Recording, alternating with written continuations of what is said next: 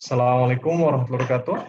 Selamat datang Bapak-Bapak, Ibu-Ibu, seluruh peserta kelas Internasional Talimul Quran Academy yang saya hormati dan saya cintai. Alhamdulillah dengan karunia Allah Ta'ala pada kesempatan kali ini kita mendapatkan taufik lagi ya untuk melanjutkan pelajaran kita bersama, yaitu mempelajari terjemah Al-Quran dan baik terjemah lengkapnya maupun terjemah perkataannya ya.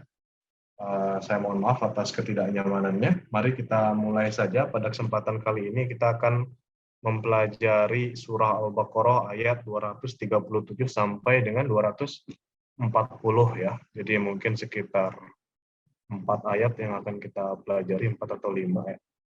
Mudah-mudahan pelajaran-pelajaran sebelumnya masih banyak ya kalimat-kalimat atau kata-kata yang dihafalkan oleh Bapak-Bapak, Ibu-Ibu sekalian, sehingga pada pelajaran kita kali ini, beberapa ayat yang akan kita pelajari kali ini bisa membantu ya, untuk memahami dengan lebih mudah.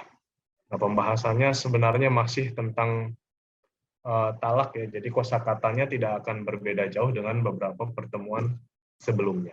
Kita lanjutkan saja langsung ke ayat yang pertama ya. Seperti biasa nanti saya akan tilawatkan terlebih dahulu ayatnya, baru kita akan pelajari terjemah.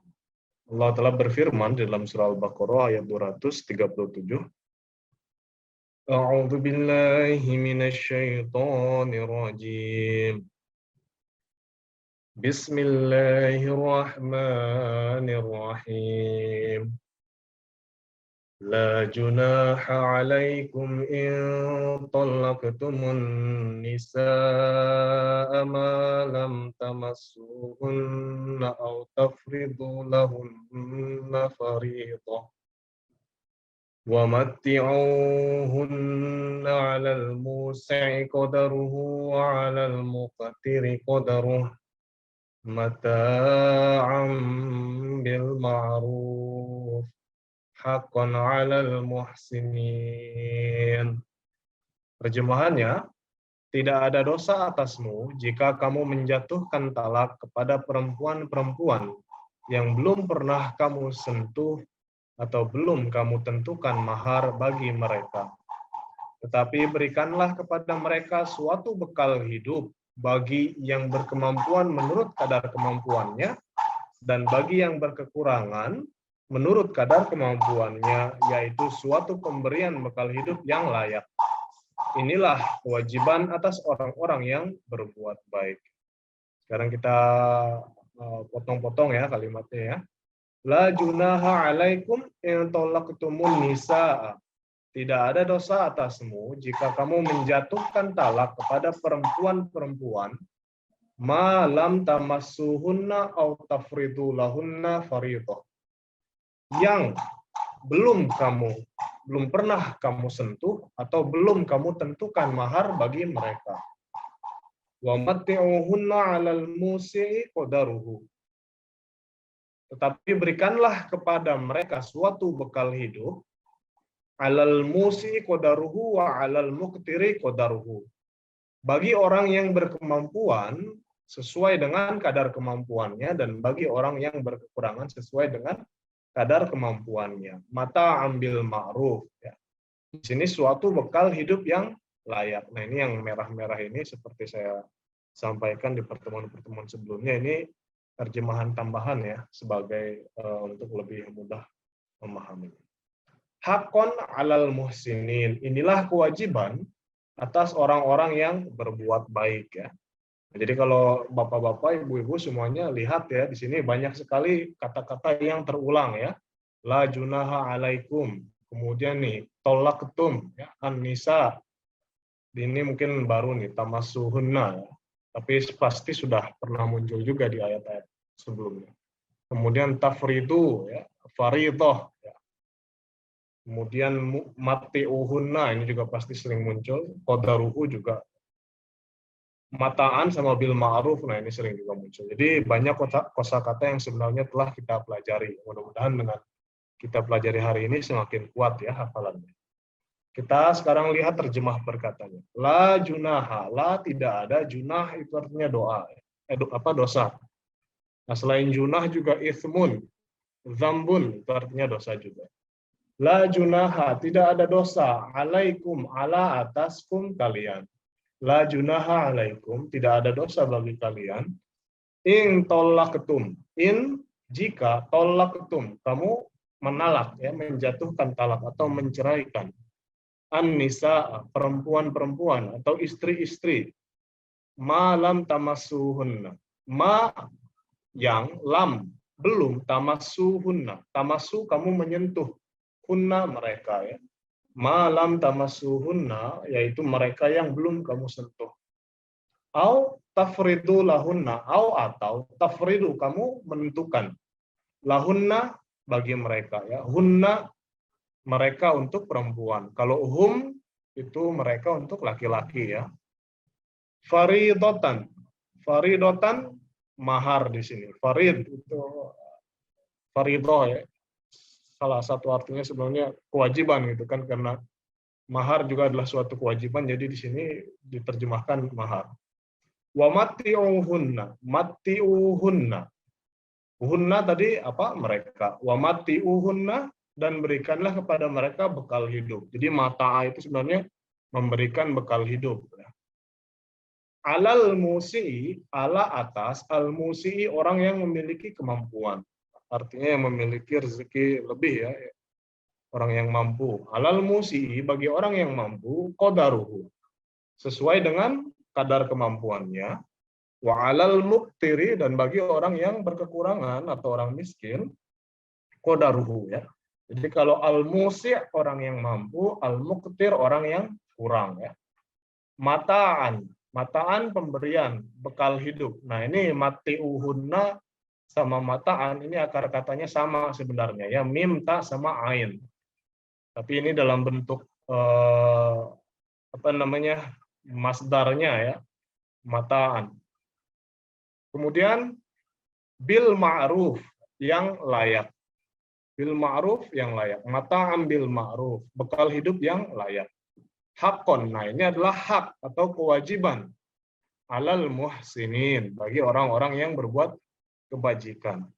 Nah, memang di sini adalah suatu proses yang langka, ya, tetapi diizinkan memang. Kadang dikarenakan satu hal, orang baru menikah, karena mungkin setelah menikah menyadari ada sesuatu yang kalau dilanjutkan ini tidak akan bisa berjalan baik gitu, ya. Atau mungkin melihat ketidakcocokan atau apa, sehingga pada akhirnya ya memutuskan untuk menalak istrinya. Itu memang diizinkan, ya, tetapi sangat jarang sekali terjadi. Nah, akan tetapi kalau misalkan ini terjadi, tadi diizinkan, dan pembahasannya lebih lanjut dibahas dalam ayat selanjutnya, ya. Apa sikap yang harus diambil oleh suami dan juga pihak istri. Allah Ta'ala berfirman, wa in talaqtumuhunna min qabli an tamassuhunna wa qad faradtum lahunna fariidah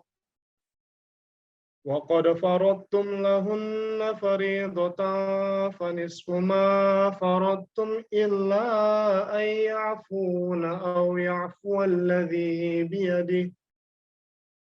أو يعفو الذي بيده عقدة النكاح وأن تعفوا أقرب للتقوى ولا تنسوا الفضل بينكم إن الله بما تعملون بصير. Wa in talaqtumuhunna min qabli an tamassuhunna, dan jika kamu menjatuhkan talak kepada mereka sebelum kamu menyentuhnya, wa qad faradtum lahunna fariidah, dan sedangkan mahar bagi mereka telah kamu tentukan, fanisfu ma faradtum illa ayyafuna aw yafu alladhi biyadihi uqdatun nikah, maka kamu berikanlah 1/2 dari apa yang kamu telah tentukan, kecuali jika mereka memaafkan atau dimaafkan oleh orang yang di tangannya ada ikatan pernikahan. Wa ta'fu aqrabu littaqwa, tetapi jika kamu memaafkan itu lebih dekat kepada ketakwaan. Wala tansawul fadla bainakum. Dan janganlah kamu lupa berbuat kebaikan di antara kamu. Innallaha bima ta'maluna basir. Sesungguhnya Allah Maha melihat apapun yang kamu kerjakan. Wa in, dan jika, ya, ini sering muncul, pasti pada hafal ini. Tolak ketumuhunna, tolak ketum, kamu menalak, kamu menjatuhkan talak hunna kepada mereka. Tolak ketumu hunna, kamu menjatuhkan kepada mereka, yaitu kepada para istri, pada para perempuan. Min qabli, min dari qabli sebelumnya, min qabli sebelum, tamassuhunna, kamu menyentuh mereka, ya. Tamassu, kamu menyentuh. Hunna, mereka. Wa qad faradtum, wa dan qad sungguh. Wa qad faradtum, dan sungguh kamu telah menentukan lahunna, lahunna bagi mereka, faridatan, faridatan mahar, ya, tadi sudah muncul. Fanisfu, sebenarnya fanisfu ini artinya fa maka, nisfu setengah, ya, seperdua. Nah, di sini kamu berikanlah, ini kan diwarnai merah, jadi ini terjemahan tambahan, ya. Fanisfu, maka kamu berikanlah seperdua atau setengah, ma faradtum, ma dari apa-apa, faradtum yang telah kamu tentukan. Illa ayyafuna, illa kecuali ayyafuna, mereka memaafkan, atau kaum perempuan itu memaafkan, artinya ia mengikhlaskan atau ia mengembalikan apa yang diberikan oleh suami, ya. Au ya'fua, atau dimaafkan, alladzi biyadihi, alladzi yang biyadihi, yang di tangannya, uqdatun nikah. Uqdatun nikah, uqdah artinya ikatan, nikah pernikahan, ya. Jadi uqdatun nikah, ikatan pernikahan. Wa ta'fu, dan apabila kamu memaafkan, di sini mengarahkan kepada si lelakinya, ya. Dan apabila kamu, wahai lelaki, memaafkan atau mengikhlaskan, yang mengikhlaskan mahar yang telah diberikan, aqrabu, aqrabu lebih dekat. Kalau qoribun dekat, aqrabu lebih dekat atau paling dekat. Lit taqwa, kepada ketakwaan. Wa ta'fu aqrabu lit taqwa, dan apabila kamu menyerahkan atau mengikhlaskan mahar yang telah kamu berikan yang penuh itu kepada istrimu yang kamu ceraikan, maka hal tersebut lebih dekat kepada ketakwaan. Wala ta'sawu, dan janganlah kamu lupa al-fadla bainakum, untuk berbuat kebaikan sesama kamu, ya, di antara kamu. Jadi meskipun laki-laki dan perempuannya bercerai, tetapi tetap jangan sampai perceraian tersebut menjadi keburukan di antara sesama, malah tetap terjalin hubungan yang baik seharusnya. Innallaha, sesungguhnya Allah, bima ta'maluna, bi dengan ma apa-apa, bima terhadap apa-apa, ta'maluna yang kamu kerjakan, yang kamu amalkan, basirun. Basirun, maha melihat. Jadi kalau misalkan seseorang sesudah menikah, kalau misalkan ia belum menentukan maharnya, maka itu tidak apa-apa. Tapi kalau misalkan seseorang menikah, maharnya sudah ditentukan, tapi cerai dengan istrinya dalam beberapa hari sebelum disentuh dan sebagainya, maka Al-Quran menganjurkan agar si lelaki itu mengikhlaskan saja, ya, memberikan saja minimal, ya, setengah gitu kepada istri yang diceraikannya itu. Tapi kalau misalkan sudah diberikan sepenuhnya, maka alangkah baiknya kalau misalkan ia mengikhlaskan saja, berikan kepada istri yang diceraikan tersebut untuk, ya, setidaknya menjaga hubungan yang baik di antara sesama. Tapi kalau misalkan pihak perempuan sendiri tidak ingin menerima itu atau ingin mengembalikan itu kepada sang suami, juga tidak masalah. Jadi di sini, ya, ini kalau di ayat-ayat sebelumnya itu dijelaskan secara detail mengenai proses-proses talak yang terjadi pada umumnya. Nah, kalau ini dalam peristiwa yang sangat khusus, ya, hanya sesekali atau jarang sekali terjadi, baru menikah, kemudian karena lihat satu dan lain hal mungkin tidak cocok di antara keduanya, sehingga mungkin kalau dilanjutkan tidak merasa nyaman sama-samanya. Jadi itu bisa terjadi, tetapi sangat jarang sekali. Kalau misalkan itu pun terjadi, maka di sini dikatakan la tansawul fadla bainakum, ya, jangan sampai hal tersebut menjadi sarana keburukan, bahkan tetap harus saling berbuat baik di antara satu sama lainnya. Kemudian kita lanjutkan, Allah Ta'ala berfirman, Hafidhu ala salawati wassalatil wusta wa qumu lillahi qanitin. Peliharalah solat-solat, dan khususnya solat yang tengah-tengah, dan berdirilah semata-mata bagi Allah dengan patuh. Hafidhu ala salawati, peliharalah, jagalah, perhatikanlah solat-solat kalian. Wassalatil wusta, secara khususnya solat yang berada di tengah-tengah. Wa qumu lillahi qanitin, dan berdirilah semata-mata bagi Allah Ta'ala dengan patuh. Hafidhu, hafidhu artinya peliharalah, jagalah. Ala sholawati, ala atas, as-sholawati jamak dari kata solat, ya.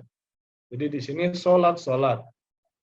Peliharalah solat-solat kalian ini secara keseluruhan, wassolati, dan juga khususnya solat yang al-wusto, yang tengah-tengah.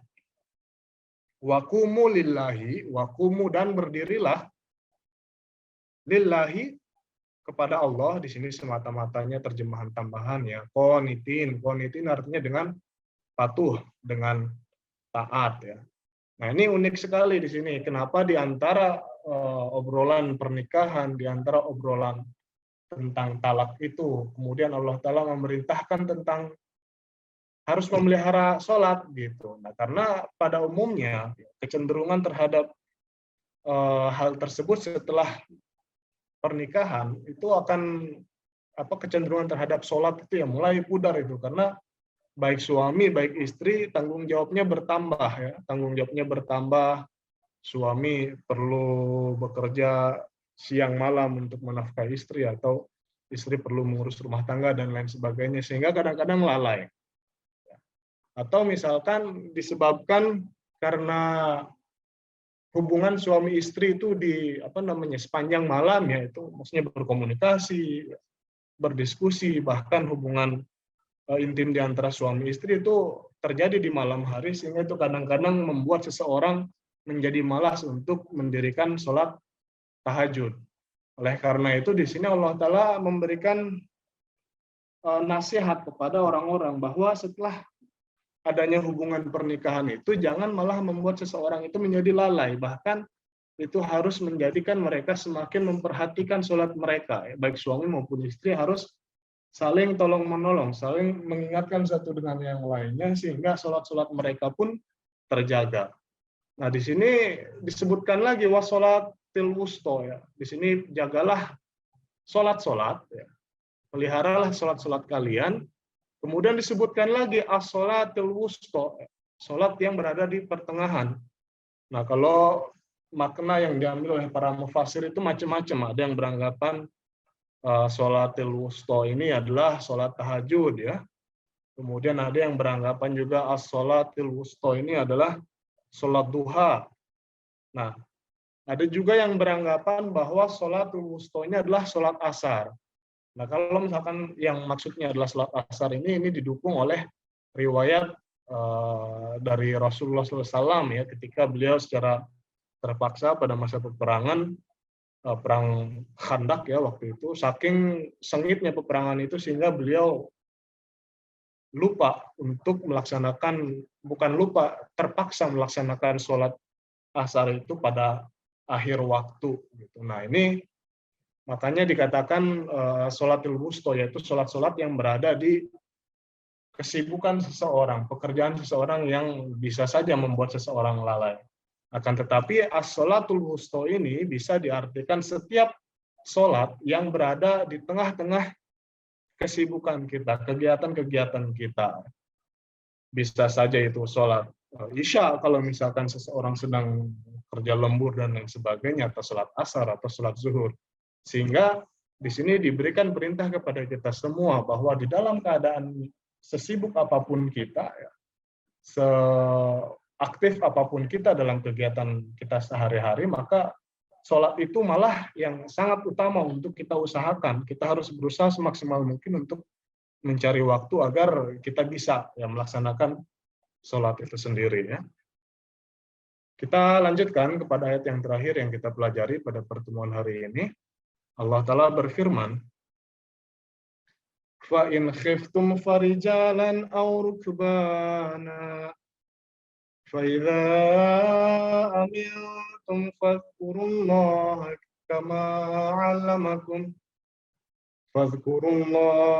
كَمَا عَلَّمَكُمْ مَا لَمْ تَكُونُوا تَعْلَمُونَ. Dan jika kamu dalam keadaan takut, maka sholatlah sambil berjalan kaki atau berkendaraan. Dan apabila kamu telah aman, maka ingatlah Allah sebagaimana Dia telah mengajarkan kepadamu apa yang belum pernah kamu ketahui. Fa'in khiftum, dan apabila kamu berada dalam keadaan takut, farijalan aw rukbanan, maka sholatlah sambil berjalan kaki atau berkendaraan. Ya. Jadi di sini memang tidak ada perintah solu, ya. Sholatlah. Tapi karena di ayat sebelumnya itu pembahasan tentang sholat, maka di sini terjemah yang paling masuk akal, yang paling tepat adalah harus memasukkan kata sholatlah. Seakan-akan di sini ada kata solu. Rijalan aw rukbanan. Farijalan. Dalam keadaan berjalan kaki. Ya. Rojilan. Rijalan ini jamaknya. Ya. Aw rukbanan, atau dalam keadaan berkendaraan. Fa'idha amintum, dan apabila kamu telah aman, fadhkurullaha kama 'allamakum, maka ingatlah